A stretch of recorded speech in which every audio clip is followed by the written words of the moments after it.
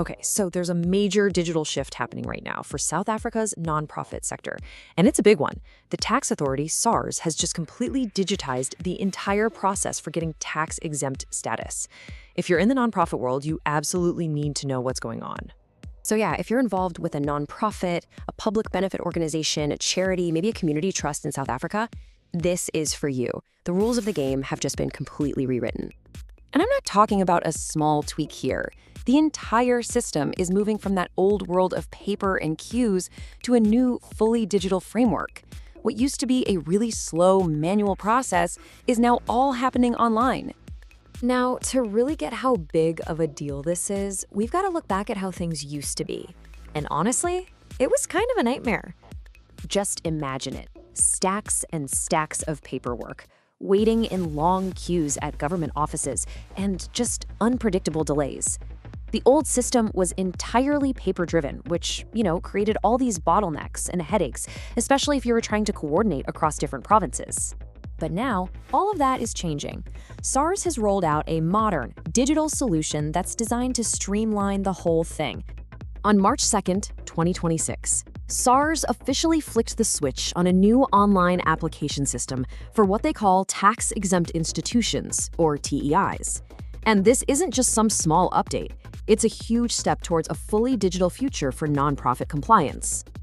And this move is part of a much bigger strategy. As SARS themselves put it, the whole goal is to simplify compliance and improve service. So the key takeaway here is that this is all about making the entire process more efficient for absolutely everyone involved. So who exactly needs to be paying attention to this new system? Well, the list is pretty long, actually. This new system affects a really wide range of organizations. We're talking about charities, foundations, religious and educational institutions, basically any group that's seeking tax-exempt status for the first time. But, and this is crucial, it also applies to existing organizations who are going to need to migrate their records over to the new digital platform. Okay, so a new system means new rules, right? For compliance officers and nonprofit administrators, this means you've got to adapt to some new ways of doing things. The process really breaks down into 3 key digital steps. First, you have to make sure your eFiling profile is completely accurate and up to date. Second, all of your supporting documents, they have to be converted into the right digital formats. And third, you need to get your internal governance records ready for a simple electronic upload and verification. It's all about being digitally prepared. All right, let's zoom out a bit. Why is this digital shift so important? It's really about more than just convenience. This change really has a dual impact. For regulators like SARS, it gives them tighter oversight and much clearer audit trails. But for the nonprofits themselves, this digitalization can actually lower the barriers to entry. Legitimate organizations can now get faster, more transparent approvals, which is a huge win. It could even help attract more international funding.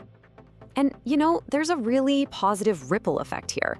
A faster, more transparent approval process, it just builds confidence.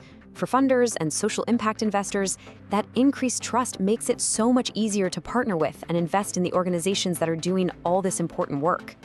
So, all this leaves us with a pretty big question. This move by SARS, it's part of a global trend towards digital regulation. As everything becomes more transparent, more traceable, it's worth asking, is the nonprofit world fully prepared for what comes next? Definitely something to think about. Thanks for tuning in.